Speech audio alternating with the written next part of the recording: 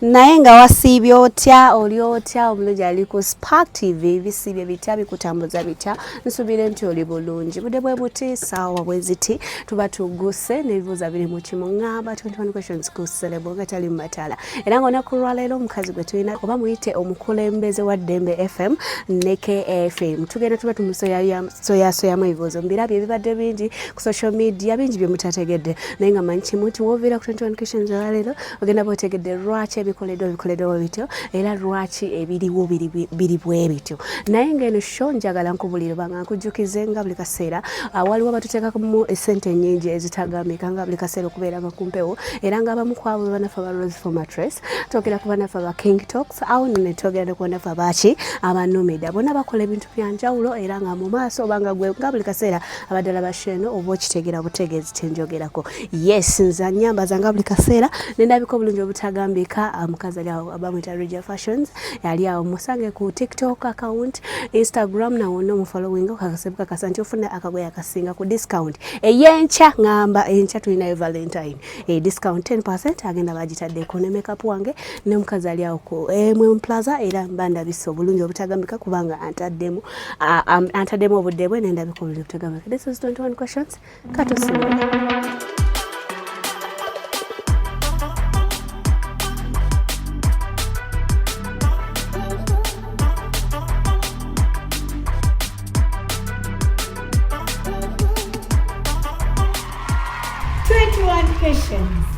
Olunaku lwa leero ani oyo gogamba nti mutuufu ekisajja kino oba ekikazi kino kinyiiziza olunaku lwa leero tugenda kolayo assembly y'ababoda kuba kirabika ababoda ebizibu bingi owakabi Shakira nkimanyi bw'oyagala abo Kimu naddala balina figa eyo baba balabayo so ideally nga bw'olaba if it was a promotional album ani gwe bandi badde basinga okwenyimba ennyingi godi yebadde tomumanyi naye manyimu saidi ya Zafarani abalala tebayimba yale Wilson yayita mu buyisi nga movie waliseeko mu movie ng'ogenda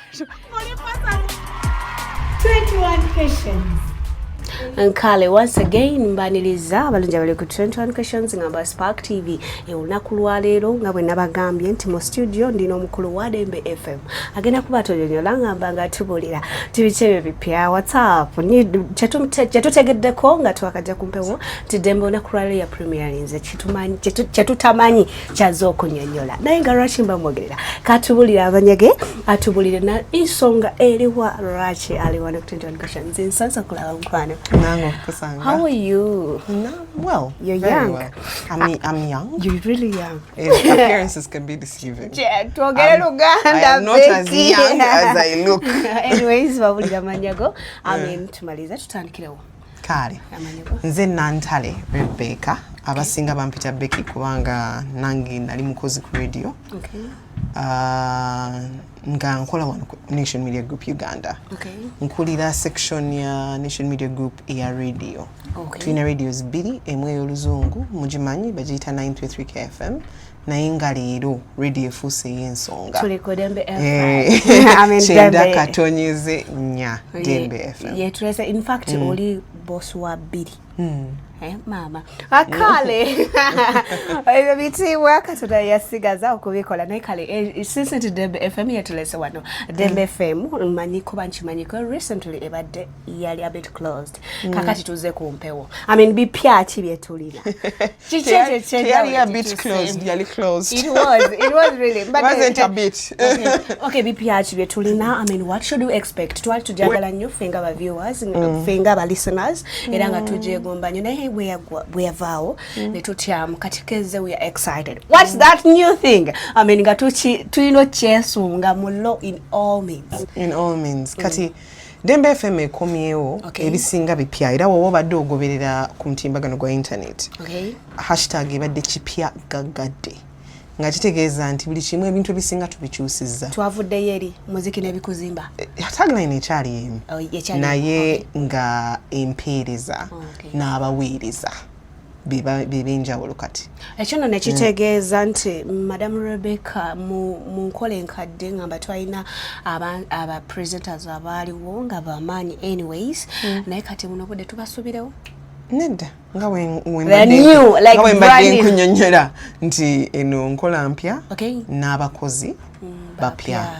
Tetuganye nti abakadde abalimu zaali brand nene naye nga broadcast bweti wekola broadcast ya radio ne ya TV bweti wekola ekolera ku personalities zino brands zikuze zimeze naye Fenga Nation Media Group tukiriza mu kuleeta brands into tuzikuze zinazo zikule zitukewe zituuse. Okay, mwaba abapya nga bwe tugambe brand new musayi mito baliwo abamanyi tusuubiramu abamanyi oba bagenda kuzimba buzimbirinya kubanga baba abapya tosuubira nti bagenda kuba ne tutumu ng'abakadde gye babadde nabo kubanga ne bazimba buzimbi nabo balina bye baatandikira kati ne bano batandika butandisi. Okay, egenda kubeera audio oba nga tulabako because kati Dembe gwe tuogerako tusubira difference. I mean kigenda kubanga tuogera tuweereza tulaba oba tuweereza tuwulira buwulizi oyogera ku mpeereza ya audio visual. Yes. Kati Dembe tenna tuuka ku audio visual. Okay. Dembe for now egenda kuba audio.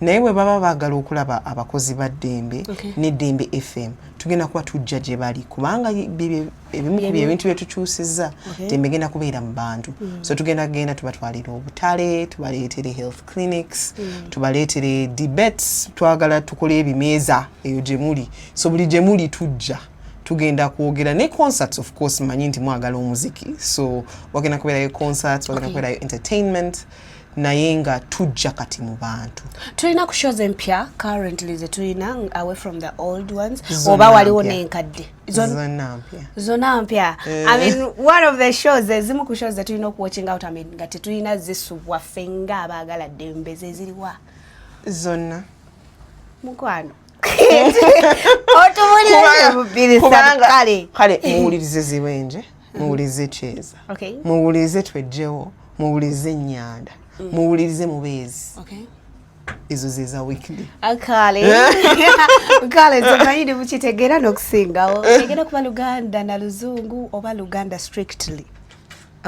Dembe esinga kwogera Luganda naye nga abaana betuwadde emirimu baasomako of course so bamanyi ku Luzungu bajja kwogera mu Luganda naye nga n'Oluzungu balusobola so oyinza okuliyayo ekigambo kimu bibiri eky'Oluzungu naye nga language tugenda okukozesa ku Dembe Luganda kubanga ey'Oluzungu byo tugirina ye KFM okubajjukiza strategies so far ziteereddwawo okukola ekintu kino nga kiri ku mutindo gwa sobola zitumenyeramu like n'otumenyera nti nukati strategy empya and n'abantu abaagala okukola ne Dembe how do they join? I mean waliwo omwana ng'ali agamba nze journalism wange namusoma njagala kubeeraawo biki ebyetaagisa oba ebiri required for this job or to work with Dembe FM? Katwaba ebintu ebimu nga tebabisomesa nga star quality ekyo sisobola kikusomesa omuntu aba akirina oba takirina omulabirawo nti ono akirina ono takola ki ono takirina naye aside from that twetaaga abantu abasobola okwogera ku biriwo mu ggwanga abasobola okwogera kubikwata kunze naawe n'omuntu wa wansi afaanana ngaffe atakola mu kitongole nga kino kyetukolamu nga yeekolera gije ali eyo gyatuusaako engalo gyatuusaako omuntu asobola okwogera n'omuntu oyo n'amugamba nti kati kola bwoti wejjeeyo bwoti genda wano okusanga obuyambi bwe buti tuba tunoonya omuntu I guess ali intelligent. Really? Chitegeeza talents are also expected with that books. Checho mama. Nkale gwe brushing akagato kero wano. Anyways, chichechi fula Dembe eyenjawulo. I mean Dembe okubeera ngeri stand out radio away from other radios. Katinga bwetuze, I mean kodi eri nti tugiddemu maanye bipya. I mean chicheche chenjawulo chetulina nga Dembe twawula ku radio amalala. Chipya. First and foremost. Echo chipya kuba fena tukimanyi nti ngaba na Uganda. Twezira kuwulira nti waliwo akapya wali fena. Yetusibira. Nange kenyini nga muntu alidde. So advantage eri nakati kiri nti chipya. But ekyokubiri kiri nti Dembe eze offering a solution. Simanyi na bwe nkyogera mu Uganda. tezze mu market just to entertain. Ezze offering a solution to omanyi tuli eggwanga lirimu abaana abato bangi ne census yatulaze nti abato be basingamu naye abato bw'oyogera nabo babeera bakubuuza obulamu bwange mbutereeze ntya nva ntya wano wendi nange ne ntuuka eyo oli gundi gyali sente mwe muzijjawa of ebibuuzo biba bye bimu doesn't matter oba omusanze Kampala oba omusanze Kapchorwa the youth are saying the same thing so Dembe ezze answeringa ezo questions kitegerekese ebigambo ku Dembe bigenda kuba bingi this time round era nga n'okubinyonyola so abimalayo naye kubanga tulina omukulembeze katunyonyole Dembe in only 30 seconds Dembe mpya eze Dembe FM chenda katonyeze nya omuziki n'ebikuzimba tukomyewo tetugenda kuggalawo abasinga kyembadde mumbuuza leero ate wemunalowooza nti kino tekikyakola mugenda kuddamu mugalawo nedda tujja kukyusa nga ebintu webigenda webiba tebikola naye amazima go gali nti kyetujjudde tukkiriza nti kiservicinga need era buli ayagala okukola n'eddembe buli ayina kaalina nga gamayinze kano simanyi kyakola ng'oyagala tukutegeerere naawe jangu gwe woba ogamba nze nabitegeera dda neetaaga ankwatirako tukole naawe jangu woba olina ekizibu kyonna tuukirira Dembe ekyo kitegeeza nti mu myaka 10 okuva kati ebyo byannyonnyodde bye bigenda obbaawo kale ebisingawo byo tujja bijjawa watusuubira oba tumanyi kati nga kino kitwogeddeko ekyokukola nga we balaba nga wokola ng'omuntu wakulaba ogamba nti otugambye nti Dembe FM egenda kuba tenakola ki buno obudde tenatuuka naye kiri mu plan myaka ng'ebiri in fact sina 10 myaka ebiri gyokka tujja kuba tutuuse naye kati osobola tusanga ku mikutu gyaffe gyonna osobola tusanga ku mpewo ku namba zaffe zetukolerako osobola tusanga ku WhatsApp osobola tusanga ku TikTok emikutu gyonna egya internet kwetuli at Dembe FM UG kale tuzimentioning tuli ku X tuli ku Facebook tuli ku TikTok tuli ku YouTube just go searching Dembe FM tuli ku YouTube like abakozi bano twagala katusoke tubamenyemenyeemu sofa abali ku mpewo twogera ku Evelyn Mike sofa gwendabye gwensanzewo kimjike kati ziwenje eyokumacha ekolebwa omwami bamuyita Dr. Ivan ne Gabriel Bule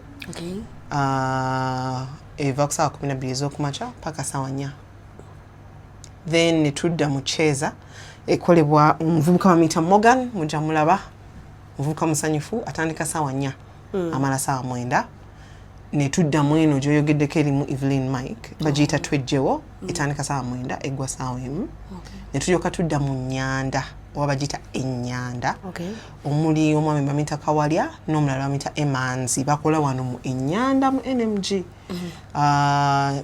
netusembyayo Mubeezi Mubeezi yo tugenda munoonyeza presenter era mwetegeke bya mukwano is it andika sawa 2 egwa sawa 6 so woba oli engoma nyo ine ekitone tukunoonya tega Dembe FM target audience yo erichi eya Dembe FM ndoza mumpulidde nga njogera ku bantu abaana abato anyways abavubuka kitegeza target audience is a youthful person and then we go out into the young adults. So basically think more of your 23-year-old. What he was a teenager not so long ago. Nga muvubuka not so long ago naye kati ali young adult agezaako okulaba mu nsi muno njawa nkola ki ndya ki ayina bit of autonomy.